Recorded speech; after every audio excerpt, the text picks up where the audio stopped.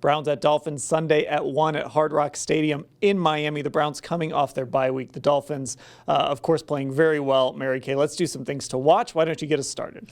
You know, I've been saying this all week. I really think that Myles Garrett and Jadeveon Clowney are going to be the key to this football game. They've got to get to Tua. They will get to Tua. I don't know that that Miami has the horses up front to be able to hold these guys off. You cannot double both of them.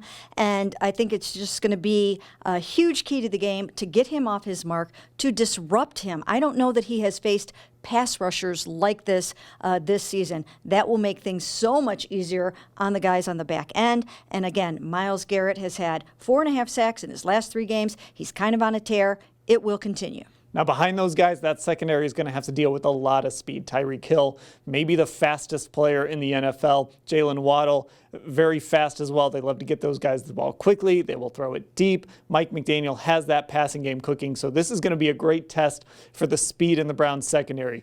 Denzel Ward can fly. Greg Newsome can fly. Greedy Williams can fly around a little bit. We're going to see if they can keep up with those receivers. Ashley, what are you watching? Well, on the Browns offense, I'm really curious to see if this is going to be a Nick Chubb takeover kind of game. You know, the Dolphins kind of have a middling run defense. I think they're in the middle of the pack in the league in terms of rushing yards allowed per game. They're ranked, I think, 27th in defensive DVOA on Football Outsiders. So I just feel like we're kind of due for one of those big Nick Chubb games. He had like 51 yards, 91 yards, just over 100 yards against the Bengals. So I think this is going to be maybe the Browns' best shot at kind of controlling the game, is getting an early lead and then controlling time of possession to give that Dolphins offense less opportunity.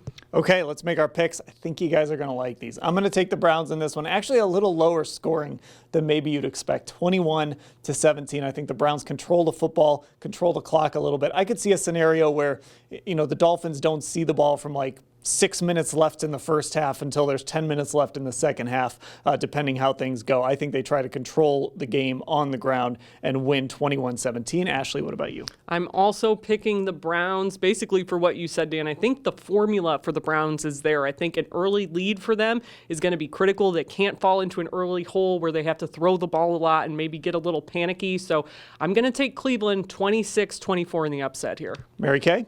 You know, I think they match up against the Dolphins in a similar fashion to the way they did against the Bengals. And I just think the lights have come on for the defense. Denzel Ward is back. I think they have the guys in the back end that can kind of hang with Tyreek and Jalen. And even though JOK is not going to be there, I think they can get the job done. And as you guys mentioned, Nick Chubb running the ball and possessing it will be a huge factor. So I'm also taking the Browns. It's a clean sweep for us today, 27-23. Well, there you go. And whether we're all right or all wrong, we're going to cover it all at cleveland.com/Browns.